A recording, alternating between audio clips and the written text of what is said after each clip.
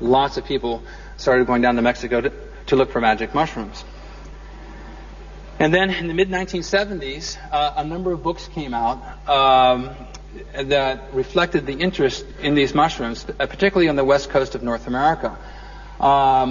Jonathan's book was the first book really to come out that had decent descriptions and accurate taxonomic information. Terence McKenna and Dennis McKenna's book, and they wrote under this pseudonym Austin Eric, Psilocybin Magic Mushroom Grower's Guide, was the single most tour de force cultivation manual that caused or helped create this revolution of cultivating Psilocybe cubensis in closets. I call it the Psilocybe cubensis Scholarship Fund.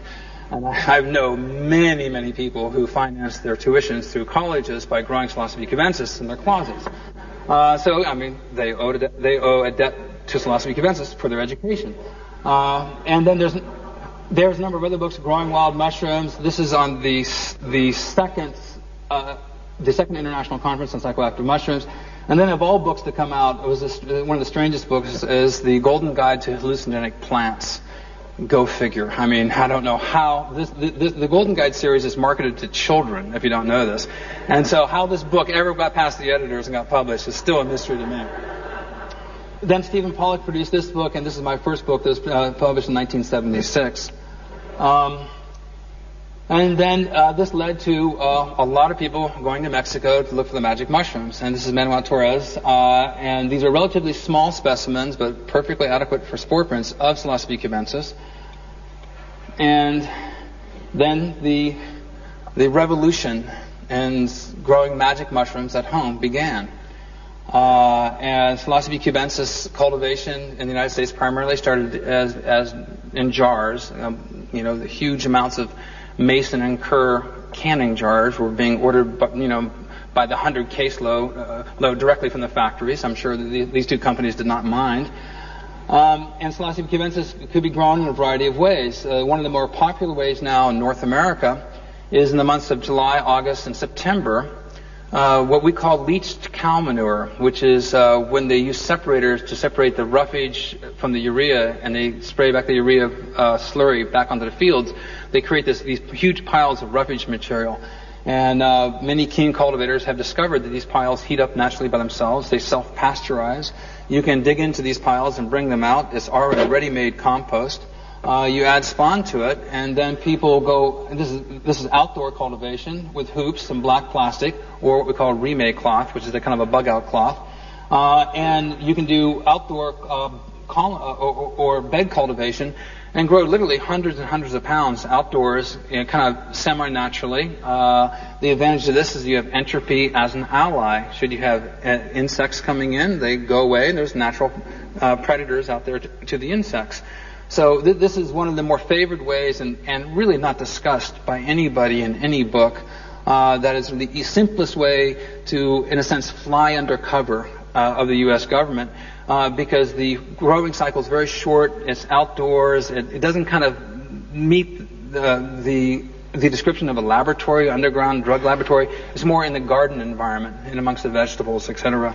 So it's a very, very simple way of growing massive amounts of Psilocybe cubensis in a very, very short time. And you can grow it also on pasteurized wheat straw, as is shown here. More Psilocybe cubensis.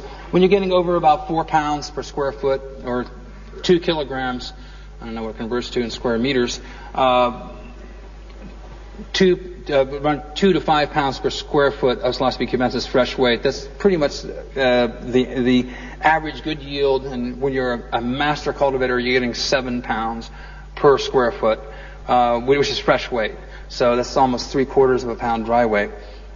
Very significant. It's a beautiful mushroom. Many of you here have grown it and fallen in love with it. It is a majestic mushroom. And when the partial veil begins to tear, the first partial veil, that is a holy ceremony for many of us cultivators. Because as the first mushrooms develop and the first veil tears, you can watch it tear in about half an hour to an hour. And it's a joyous moment. And it's one that should always be celebrated. For those of you who are cultivators, I encourage you to pick up that ritual. So, and then there was a plethora of other books that came out. This is the Leonard Enos book, which was really, it was the first book, and I give him credit for that, but it was a terrible book. It was largely a ripoff of other people's work and had a lot of misinformation in it. But there was also some other books that were not very good. This is probably the next to the worst book ever published on mushrooms. And then this book here says that, you can use metol, which is a photographic reagent, and it stains mushrooms blue, then the mushrooms are psilocybin active. That's patently false. So there was a lot of misinformation that was being published. And then, in the course of the past 20 years, I've produced these books. This is my first field guide. This book now sold over 100,000 copies, and still sells more each year, which is like totally surprising to me because it came out in 1983. And this is the book that I'm very proud of, and this is 600 pages long, and it's mostly on the cultivation of gourmet and medicinal mushrooms. There is a section on the cultivation of psilocybin mushrooms outdoors in that book as well. And then my more recent book, this one here, which literally sat in a drawer. Many of you have started big projects. Anybody who has written a book here knows, especially Christian's last book. I mean, that's a clear example. It nearly killed him writing it. That's no exaggeration. Because when you get involved in these projects, if you conceive the enormity of the entire project all at once, you'd never start it. But there's something about this subject, and these mushrooms inspire us, and these plants inspire us to give us the courage and the strength and the stamina to go on. So any of you who have built a house, who have done other books, my sympathy and empathy is with you, because it's a very lonesome project. No one really is there to do it but yourself. But it's the same thing as building a house in my mind. So the number of mushrooms that more of the prominent species that I want to cover. This is a photograph of Jim Jacobs. This is Psilocybe mexicana, known as Teonenacatl, or God's flesh. This is one of the mushrooms that was revered by Mesoamericans for centuries prior to the invasion of the Spaniards, who brought cattle with them. And the Psilocybe cubensis is associated with the Spanish invasion. So Psilocybe cubensis, traditionally, in the past 50 years, have been given to tourists. And Psilocybe mexicana and these other mushrooms are revered and used for private religious ceremonies by native peoples. So Psilocybe mexicana is what I call the liberty cap of Mesoamerica. It looks very, very similar to Psilocybe semelanciata. And Psilocybe mexicana can easily be grown. It produces sclerotia, which can be harvested, and they're like potato-like structures, and then you can bury them in soil, and then mushrooms come up. And this is one of the sweetest and dearest mushrooms that I've grown, because to me, it's like God touched the top of every mushroom, and it's like a sunburst. And I feel a strong affection for the species. Psilocybe tamponensis, we were at one of the coffee shops and they had fresh sclerotia, Psilocybe tamponensis, right beside sushi.